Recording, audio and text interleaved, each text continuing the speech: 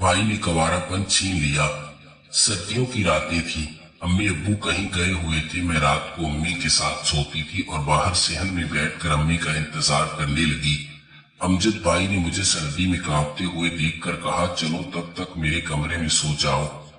मैं जल्दी से भाई के गरम गरम बिस्तर में घुस गई और भाई भी मेरे साथ लेट गया।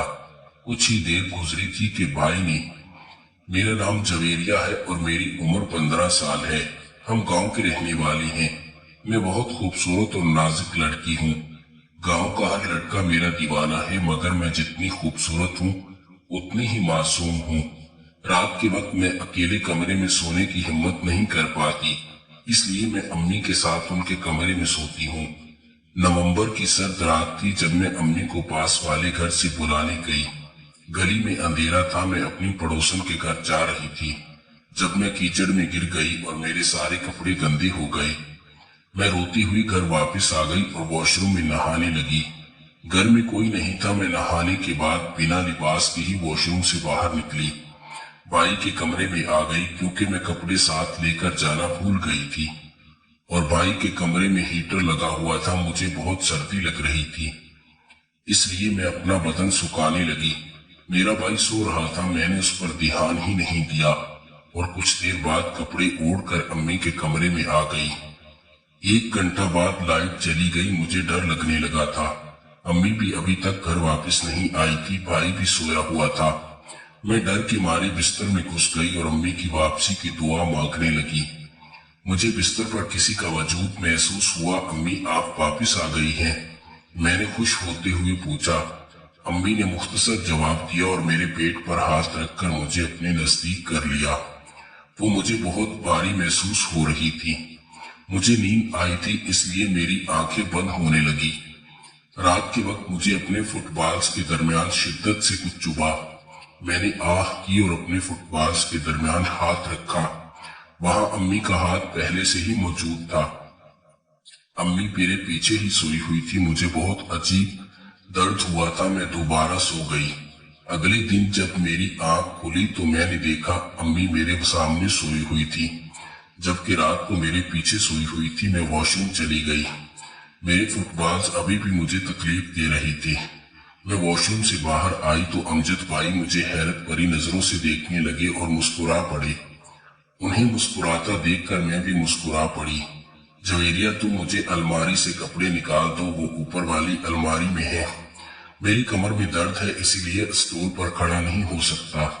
अमजद भाई ने कहा। अम्मी सोई हुई थी, इसलिए मैं भाई के साथ कमरे में चली गई। मैं स्टूल पर खड़ी होकर अलमारी के ऊपर वाले हिस्से से कपड़े निकालने लगी। भाई का हाथ मेरे फुटबॉल्स पर ही था। कुछ देर बाद जब भाई ने फुटबॉल्स के मुंह पर हाथ रखा, मैं दर्द से उछली और फिर भाई समेत नीचे जा गिरी। मुझे खड़ा ही नहीं होने दे रही थी। मैं खुद ही हिम्मत जताकर खड़ी हुई और अपने कमरे में चली आई। मुझे समझ नहीं आ रहा था कि मुझे दर्द क्यों हो रहा है। शर्म के मारे अम्मी को भी नहीं बता सकती थी। अमजद भाई मेरे आगे पीछे घूमने लगे। वो मुझे बार बार अपने साथ कमरे में जाने का कहती, मगर मैं ना जाती। अब्बू रात की ड्यूटी पर काम से घर वापस आए। कल रात आप घर वापस आए थे? मुझे बताया भी नहीं आपने, अम्मी ने अब्बू से सवाल किया। नहीं तो मैं कब घर वापस आया था, अब्बू ने चिल्लाते हुए जवाब दिया। मगर मैंने खुद आपको रात को कमरे से बाहर निकलते हुए देखा है, अम्मी ने हैरान लहजे में कहा। अब्बू के चेहरे पर पसीना आने लगा। वो बोले, नींद में होगी तुम, मैं क्यों छुप कर घर आऊंगा, अब्बू ने कहा और अपने कमरे में चले गए। अब्बू के जवाब पर अम्मी अफसुर्दा निगाहों से मेरी जानिब देखने लगी। तुम यहीं सेहन में बैठकर पढ़ाई करो, मैं तुम्हारे अब्बा को कमरे में खाना देकर आती हूँ, अम्मी ने संजीदगी से कहा और कमरे में चली गई। मैं पढ़ाई करने लगी। अमजद भाई घर वापस आए। तुम अकेली यहाँ क्या कर रही हो, घर पर कोई नहीं है क्या? अम्मी अब्बू कमरे में हैं, मैंने जवाब दिया। तुम मेरे साथ मेरे कमरे में आओ। वो मुझे हाथ से पकड़कर कमरे में ले आए और बोले, मैं तुम्हारा हाथ देखकर तुम्हारी किस्मत बताता हूँ, अमजद भाई ने कहा और मेरा हाथ देखने लगे। फिर बोले, अगर तुम मुझे सीना दिखा दो तो मैं तुम्हें एक ऐसी बात बताऊं जिसे सुनकर तुम खुशी से पागल हो जाओगी, अमजद भाई ने कहा। और वो मेरे भाई थे, इसलिए मुझे उन पर यकीन था। भाई की बात पर आकर मैंने सीना सामने रख दिया। सफेद सीना देखकर वो नरमी से हाथ चलाकर नरमी का अंदाजा लगाने लगे। फिर बोले, तुम्हारी किस्मत तो सच में बहुत अच्छी है। अगर मैं एक खास कलम से कुछ लिखूंगा तो तुम्हें सब सवालों के जवाब मिल जाएंगे। अमजद भाई किसी खास कलम की बात करते हुए बोले। मैंने फिर हामी भर दी और फिर अपना तोता निकाल कर मेरे सीने पर लिखने लगे। मुझे कुछ कुछ महसूस होने लगा। भाई के तोते में से अचानक से सफेद स्याही निकल आई और मेरे सीने को खराब कर गई। जवेरिया, कहाँ हो तुम? अब्बू ने मुझे बुलंद आवाज में पुकारा। अमजद भाई खौफजदा हुए और जल्दी से मेरे सीने को ढांप दिया और किताबें उठाकर पढ़ाई करने लगे।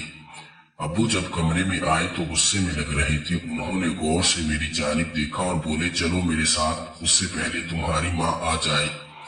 कहाँ जा रहे हैं हम? अब्बू ने उनके साथ कदम बढ़ाते हुए पूछा। तुमने कुछ लेना है? मेरा मतलब है दिलवाना है। वो पता नहीं क्या कह रहे थे।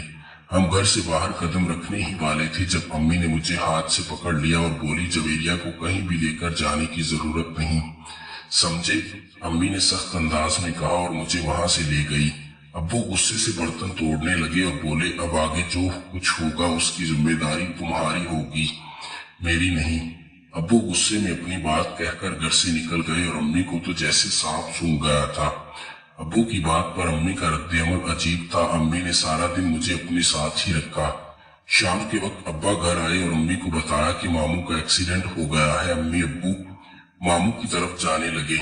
मैं भी उनके साथ जाना चाहती थी मगर अम्मी ने मुझे अपने साथ ले जाने से मना कर दिया क्योंकि वो दोनों बाइक पर गए थे। अमजद भाई भी घर पर नहीं थे, वो भी अपने अम्मी अब्बू की तरफ गए हुए थे।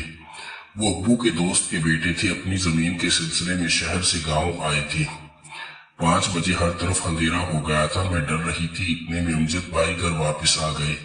मैं सहन में ही बैठी अम्मी की वापसी का इंतजार कर रही थी। अरे जवेरिया, तुम इतनी सर्दी में क्यों बैठी हो?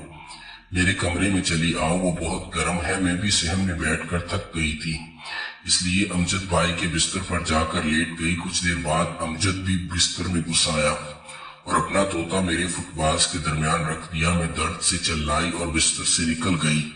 अमजद मेरे सामने आ खड़ा हुआ और मेरे साथ जबरदस्ती करने लगा और बोला, उस दिन मैंने तुम्हें कमरे में देख लिया था, बस उसी तरह मेरी नीयत तुम पर खराब हो गई।